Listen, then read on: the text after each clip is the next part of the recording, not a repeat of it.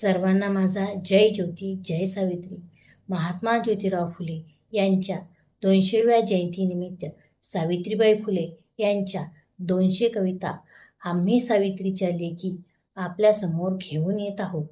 या प्रकल्पाचे मार्गदर्शन शीलाताई चर्चन, प्रकल्प प्रमुख माधुरीताई धनवकार आणि अनुराधाताई भुस्कट व वृंदाताई तळस ह्या सहाय्यक आहेत.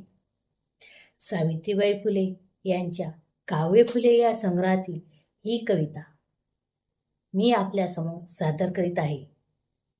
कवितेचे नाव आहे शूद्रांचे दुखणे. शूद्रांचे दुखणे, दुःख सांगू कोणापाशी, कोणी ऐकेना तयासी.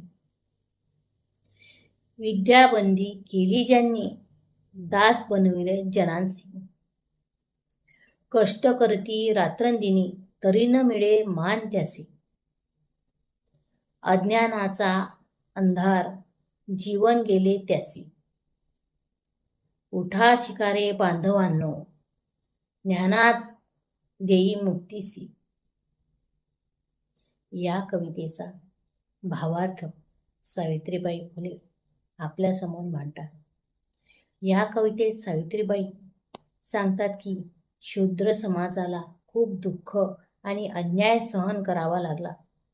त्यांच्या वेदना ऐकून घेणारे कोणी नव्हते.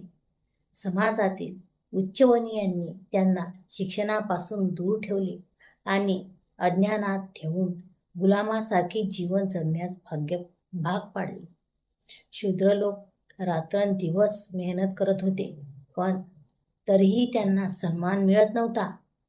शिक्षणाच्या अभावामुळे त्यांचे जीवन अंधारात गेले. म्हणून सावित्रीबाई फुले समाजाला आव्हान करतात की शिक्षण घ्या, कारण ज्ञान हेच खरे मुक्तीचे साधन आहे. कवितेचा संदेश: शिक्षण हे सर्वांसाठी समान असावे. अज्ञानामुळे समाज मागे राहतो.